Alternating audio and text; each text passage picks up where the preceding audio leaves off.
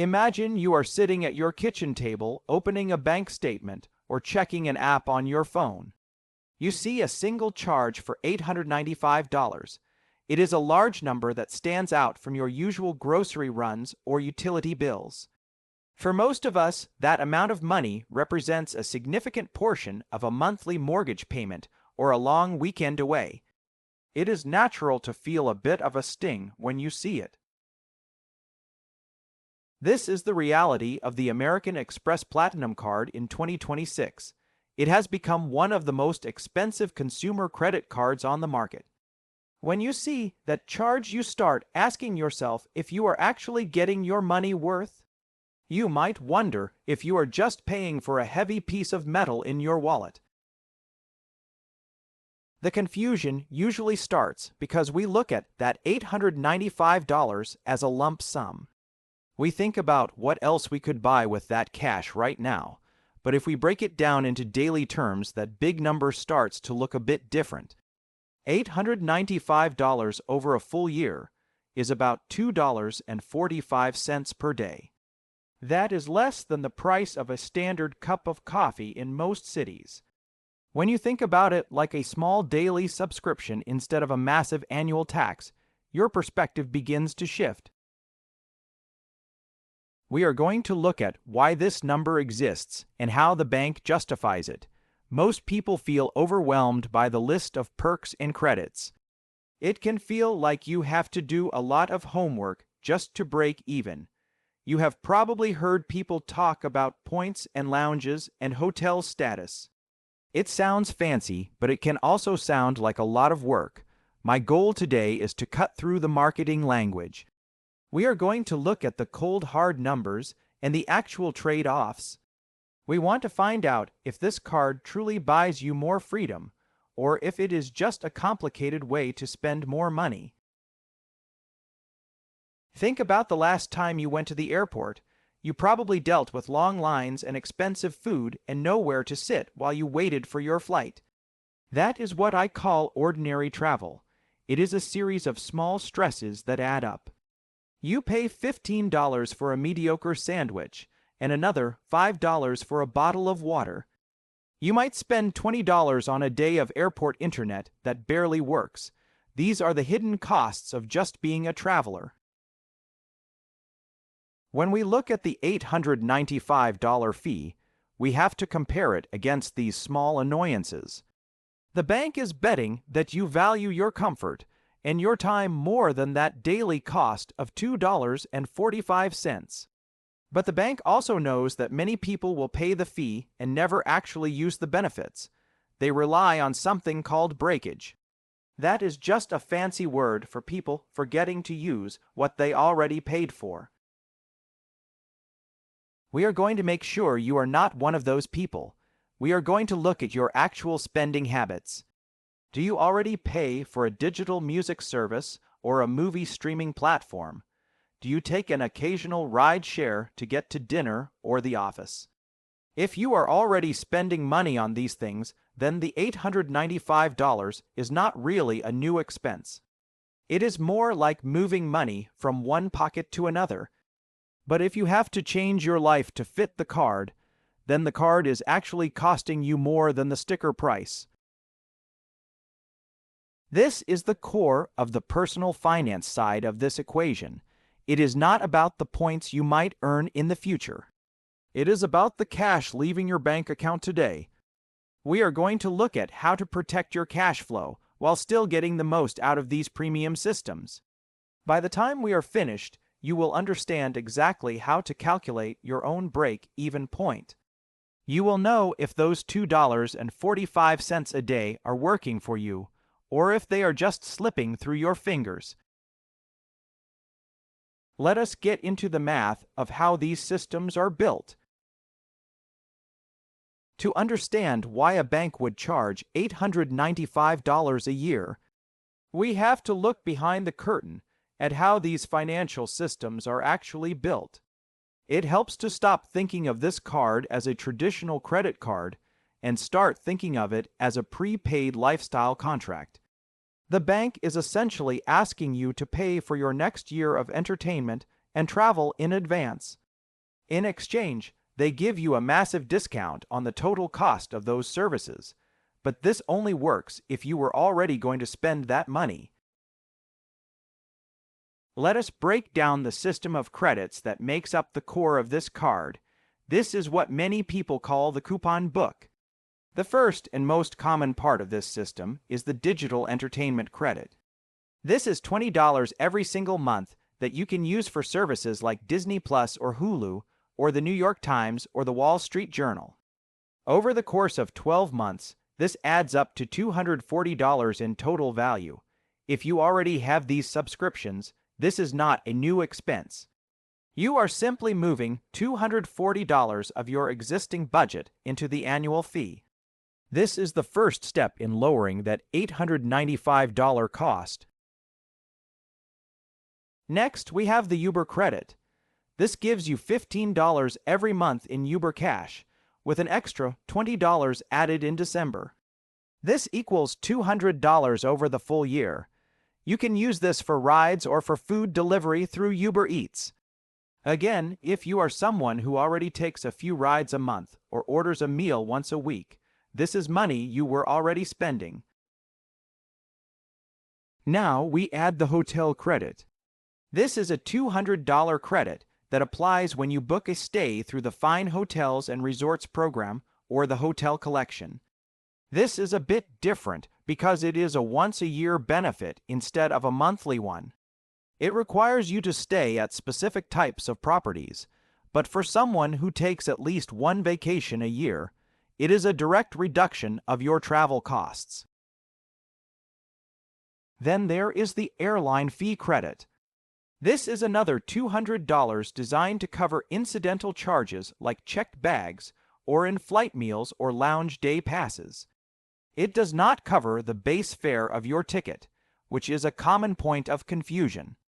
You have to select one specific airline for the year, and the credit applies to the extras. If you fly at least twice a year and check a bag, you will likely use this entire amount. We should also look at the Walmart Plus credit. This covers the monthly cost of a Walmart Plus membership, which is $12.95 plus local taxes. Over a year, this is worth about $155. This membership also includes a subscription to Paramount Plus, which adds even more value to your digital entertainment. If you shop for groceries or household items, this is a practical tool. Then we have the Saks Fifth Avenue credit.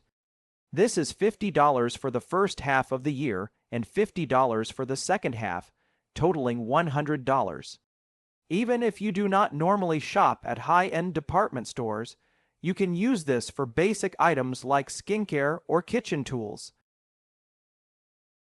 Finally, there is the Clear Plus credit. This is worth $199, and it covers the full cost of a membership that lets you skip to the front of the security line at many airports. When we add all of these specific numbers together, we get a total of $1,294 in direct credits. Now, let us do the logic check. If you take that total value of $1,294 and subtract the $895 annual fee, you are actually up by $399. In this scenario, the bank is paying you nearly $400 to hold the card. But this only works if you use every single credit. This brings us to the most important part of the systemic layer, which is a concept called breakage. The bank knows that most people will not use every single dollar available to them. They know that some people will forget to use their Uber Cash in March. They know some people will never bother to sign up for Walmart Plus. They know that some people will let their Saks credit expire. Breakage is the profit the bank makes when you do not use what you have already paid for. From a systemic perspective, the bank is not losing money when they offer you these credits. They are actually negotiating wholesale rates with these partner companies. When you use your $20 entertainment credit, American Express is likely not paying $20 to Disney. They are paying a much lower price that they negotiated because they are sending millions of customers to that service. This is a massive win for the companies because it guarantees they have a steady stream of users. It is a win for the bank because it makes the card look incredibly valuable on paper, and it is a win for you, but only if you are organized. If you are the kind of person who hates tracking monthly credits or feels stressed by having to use specific services, then the system is working against you. In that case, the $895 is a true cost, and the credits are just a burden. But if you are already a consumer of these brands, you are participating in a system where the bank acts as a bulk buyer on your behalf. You are using the bank's scale to get your own life at a discount. This is why the fee is so high. It acts as a filter. The bank only wants customers who are active and engaged with these specific brands. They are building an ecosystem where you are encouraged to stay within their network of partners. This creates a cycle of loyalty that is very hard to break. The more credits you use, the more you feel like you are winning. And the more you feel like you are winning, the more likely you are to keep the card year after year. This is the logic of the 2026 perks. It is not about a simple credit card. It is about a complex financial system designed to prepay for a certain level of lifestyle. If your lifestyle already matches these partners, the math is very simple and very much in your favor. If it does not, then you are simply subsidizing the people who do use the credits. Now that you understand how the credits offset the fee on a systemic level, we can move on to the actual experience of travel. We need to look at how these numbers translate into real-world comfort and why the bank places so much value on things like airport lounges. Let us talk about the airport. Most of us have been there. You are standing in a long line for security. You are walking through a crowded terminal. You finally get to your gate and there is nowhere to sit. The noise is constant. The announcements are loud. This is the reality of travel for millions of people every day. Over the last decade, air travel has become more affordable. This is a positive change for society. More people can see the world. But the physical space of airports has not grown as fast as the number of passengers. The result is a high-stress environment. This is where the value of a lounge membership shifts from a luxury to a practical tool. Many people think lounges are just about free food or fancy drinks. They see them as a place for business people in suits, but that is an outdated view. In 2026, a lounge is actually a way to reclaim your time and your sanity. Think about the math of a typical airport visit. You arrive 2 hours early, you are hungry. You go to a fast food stand in the terminal. A basic burger and fries will cost you $22. A bottle of water is $6. If you want a coffee, that is another $7. You have spent $35 before you even find a seat. If you have a family of 4, you are looking at $140 just for a quick snack. Now look at the lounge. When you have the platinum card, you walk past the crowded gate. You enter a room with comfortable chairs and reliable internet. You have access for you and sometimes guests to the Centurion Lounge, Delta Sky Clubs when flying Delta, and over 1,400 priority pass locations. You have access to a full buffet and various beverages at no extra cost. More importantly, you have quiet. You have a place to charge your phone without fighting for an outlet.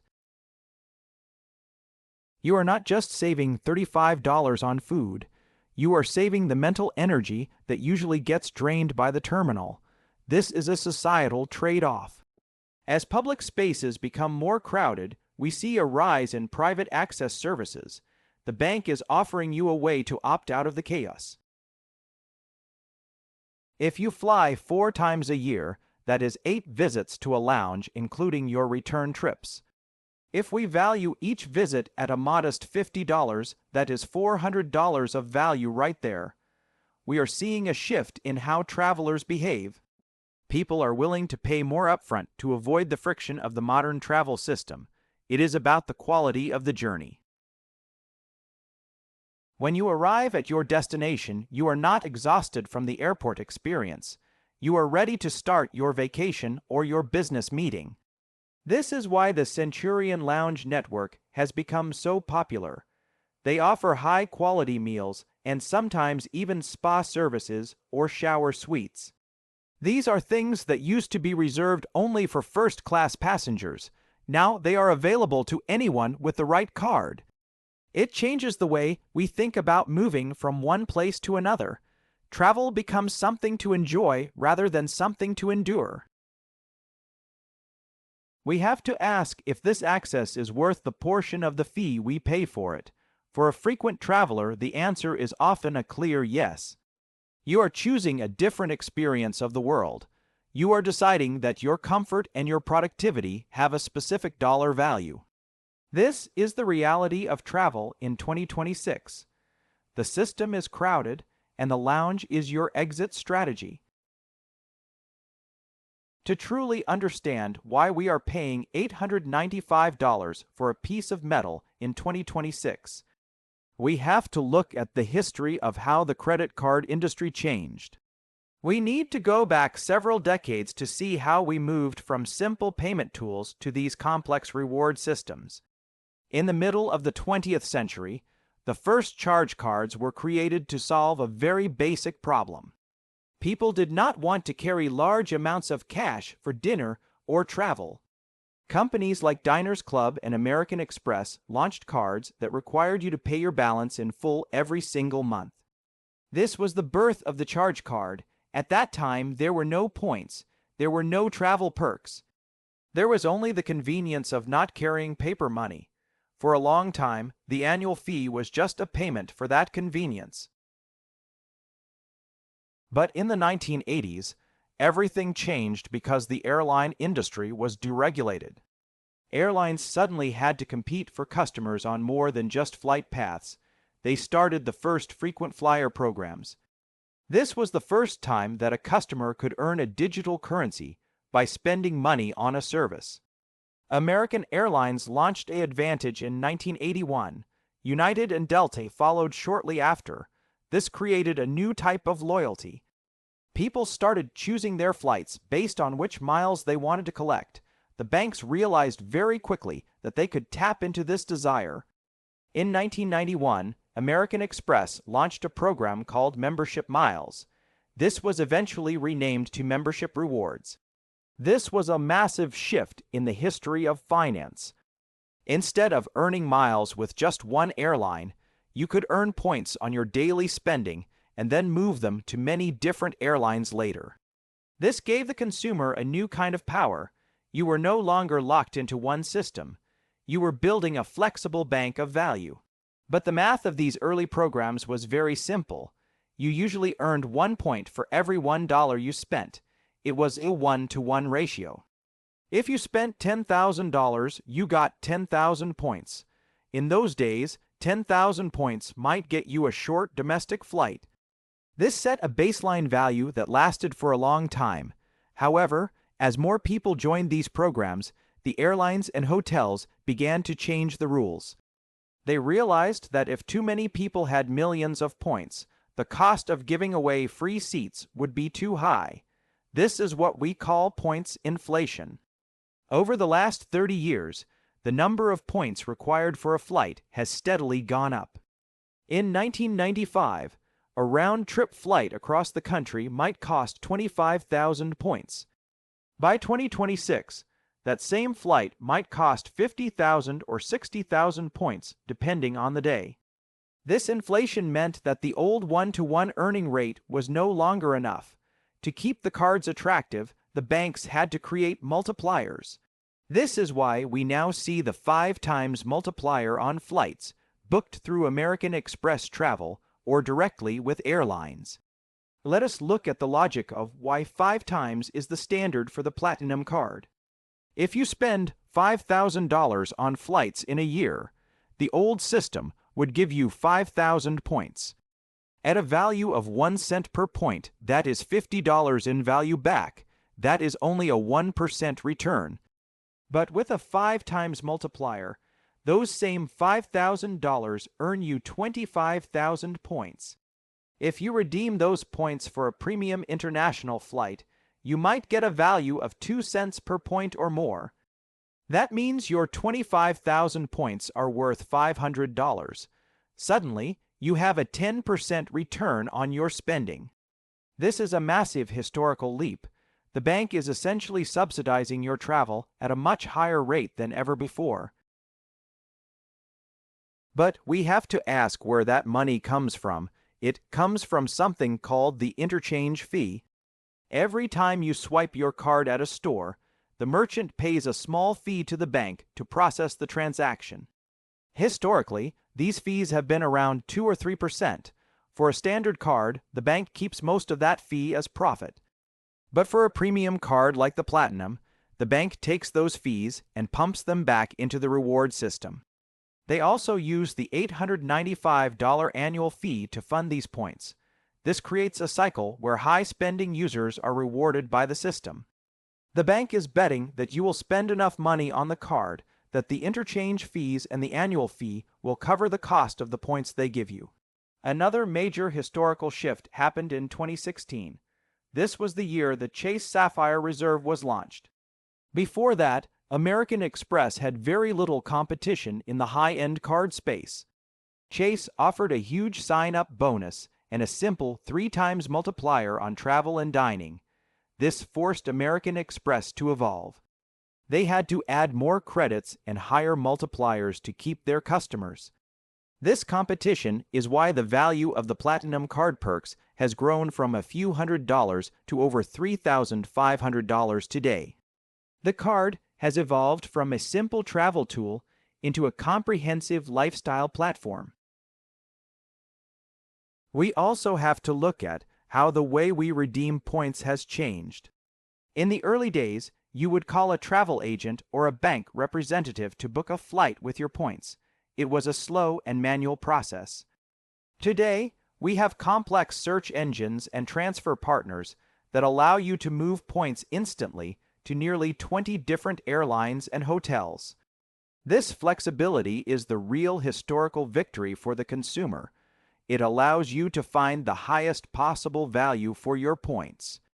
If you move your points to a partner like British Airways or Singapore Airlines, you can often get 3 or 4 cents of value per point. This turns a simple point into a very powerful financial asset. When we look at the $895 fee through this historical lens, we see that it is not just a price for a card. It is a price for access to a global network of transfer partners and high earn rates that did not exist 20 years ago. You are paying for a system that has been refined over 4 decades to maximize the value of every dollar you spend.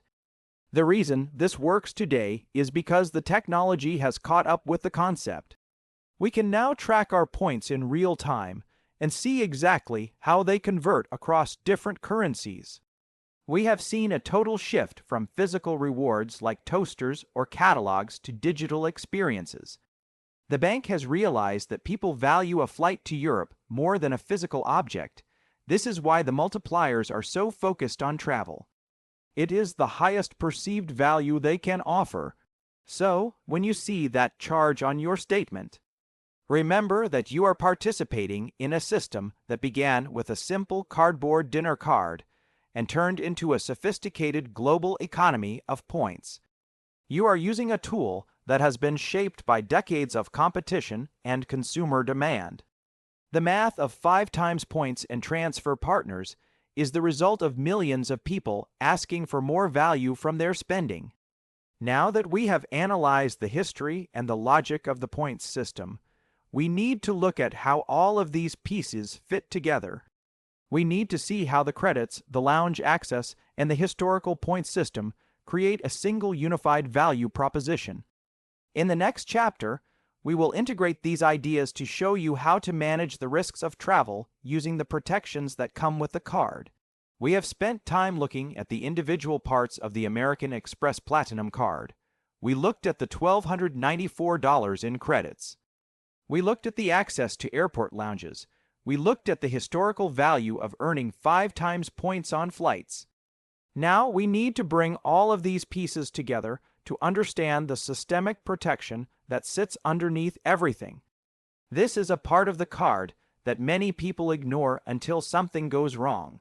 Imagine you are at the airport and your flight is delayed by 7 hours due to a mechanical issue. The airline might give you a small voucher for a sandwich, but they usually will not pay for a hotel. This is a stressful and expensive situation. This is where the card moves from being a reward tool to being a risk management tool. Because you booked that flight with your Platinum card, you are covered by trip delay insurance. This is a systemic benefit that allows you to claim up to $500 per trip for reasonable expenses like a hotel room or meals or personal items. You have this protection as long as the delay is at least 6 hours. If you travel twice a year and experience just one major delay, this single benefit can save you hundreds of dollars in out-of-pocket costs. The bank has built this into the system because they want you to feel confident using their card for your largest and most important purchases. They are essentially acting as your insurance provider. This same logic applies to trip cancellation and interruption insurance. If you have to cancel a trip for a covered reason like a sudden illness, the system can reimburse you for non-refundable expenses up to $10,000 per trip. For many travelers, this replaces the need to buy separate travel insurance, which can cost $50 or $100 per vacation. When you add this up over several trips a year, the value is significant. Another layer of this integration is purchase protection. If you buy a new phone or a piece of jewelry and it is stolen or accidentally damaged within 90 days, the bank can cover the cost up to $10,000 per occurrence. They also offer an extended warranty that adds 1 extra year to a manufacturer's warranty of 5 years or less. These are not just random perks. They are a unified system designed to protect your cash and your time. Let us look at how this connects back to the annual fee. If you were to buy a standalone travel insurance policy for every trip and an extended warranty for every gadget, you would likely spend more than $895 a year. By centralizing these protections in one card, the bank creates a more efficient system for you. This is why the integration of these features is so powerful. It is not just about the points you earn. It is about the money you do not have to spend when life becomes unpredictable. The bank is betting that by providing this safety net, you will keep the card in your wallet for decades. This creates a stable relationship where you provide the spending volume, and they provide the infrastructure of protection. You are not just a customer, you are a member of a managed ecosystem.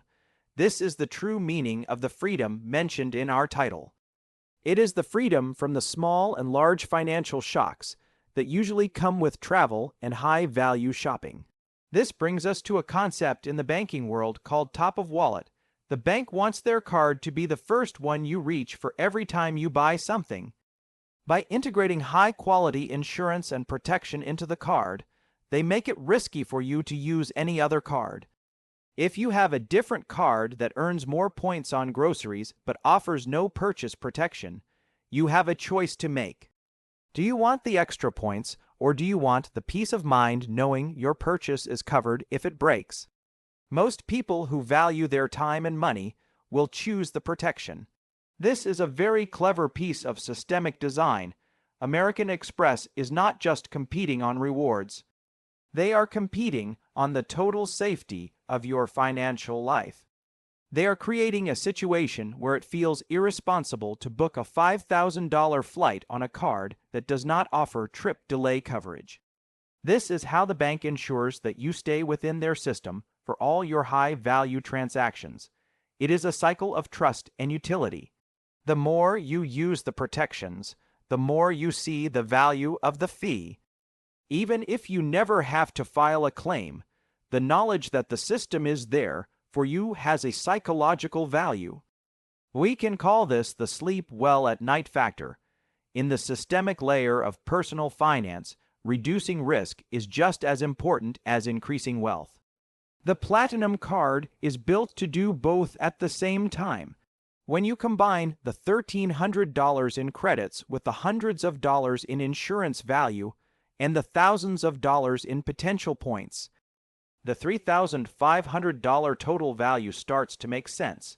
You have to see the card as a single machine with many moving parts. Each part is designed to offset a different kind of cost or risk. The credits offset your daily living expenses. The lounges offset the physical stress of travel. The points offset the cost of future trips, and the insurance offsets the cost of unexpected problems. When these four layers work together, the $895 fee is no longer a cost.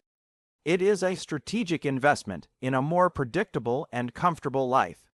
In our final chapter, we will bring all of this home to help you decide if this specific personal finance strategy is right for your unique situation. We have reached the end of our deep dive into the American Express Platinum Card for 2026. We started with a single charge of $895. We saw how that number breaks down into a daily cost of $2.45. We explored the $1,294 in direct credits that can actually put you in a profit position before you even step on to an airplane. We looked at the airport lounge network and the 5 times points multiplier that has been shaped by 40 years of industry competition. Now you have to make a choice for your own personal finance journey. This is the integration of everything we have discussed. The core question is whether this high annual fee buys you more freedom. To answer that, you must look at your own bank statement from the last 6 months. If you are already paying for Disney Plus and taking Ubers and flying at least twice a year, then the $895 is not an expense. It is a reallocation of money you are already losing to the world. If you use the credits, then you are essentially getting the lounge access and the travel insurance and the elite status for free. That is the ultimate goal of any points strategy. You want to get the premium experience for the price of an ordinary one. But if you find yourself and your family struggling to remember to use a monthly $15 Uber credit, then this card is a burden. It will feel like a chore instead of a benefit. This is the personal layer of the decision. You have to be honest about your habits. Are you the person who will check their app to make sure they used their monthly streaming credit? Are you the person who will plan one hotel, stay a year through a specific portal to get $200 back? If the answer is yes, then the math is overwhelmingly in your favor. You are looking at a total value proposition of over $3,500. This includes the sign-up bonus, which is often worth over $1,500 on its own. It includes the lounge access, which we valued at $400. It includes the insurance protections, which save you from buying separate policies. When you add it all up, you are getting a massive return on your $895 investment.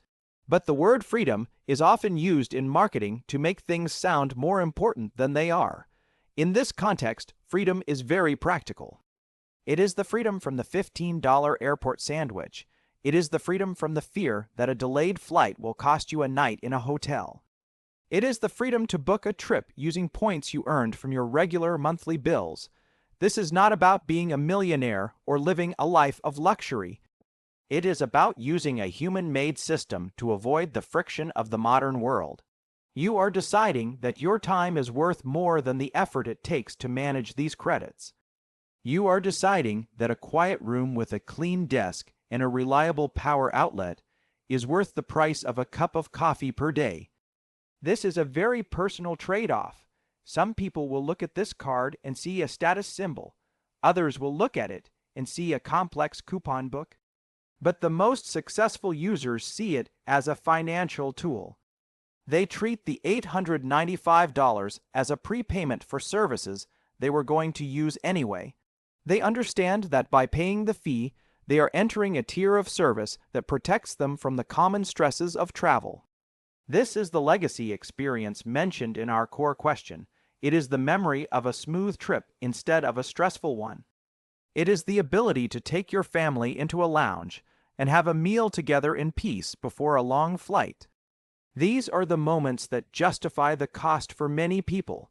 So as you sit there thinking about your next move, I want you to ignore the shiny metal and the marketing hype. Look only at the numbers. Look at the $1,294 in credits. Look at the 5 times multiplier on your travel spending. Look at the $10,000 in trip interruption insurance. If those numbers provide a clear path to a better financial life for you, then the decision is made. If they do not, then you should walk away and keep your $895 in your savings account. There is no right or wrong answer. There is only the math that fits your life. This is the point of being a point hacker. It is about taking control of these large systems and making them work for you instead of the bank. You are the one in charge of your cash flow. You are the one who decides what your time is worth. Now, I want to bring this down to a very small and very real detail. When you get this card in the mail, it arrives in a high-quality package. You pull it out and you feel the weight of it. It is made of stainless steel and it weighs exactly 17 grams. It feels cold and heavy in your hand. When you are standing at a checkout counter or sitting at a restaurant, you place that card on the table. It makes a very specific sound. It is a solid metallic click. That sound is a reminder of the $895 you spent. It is a reminder of the $2.45 a day. But if you have done the math correctly, it is also a reminder that the meal or the flight you just paid for is being subsidized by a massive global system. You can hear the sound of that 17-gram piece of metal hitting the wood of the table, and you can know that you are winning the game. You can pick it up and put it back in your wallet and go about your day with the confidence that your travel and your purchases are protected. That is the grounding reality of this card. It is a tool that you carry with you every day. It is a physical object that represents a very logical set of choices. You have done the work to understand the system. You have broken down the cost and the value. Now you can go out and use it to build the life you want.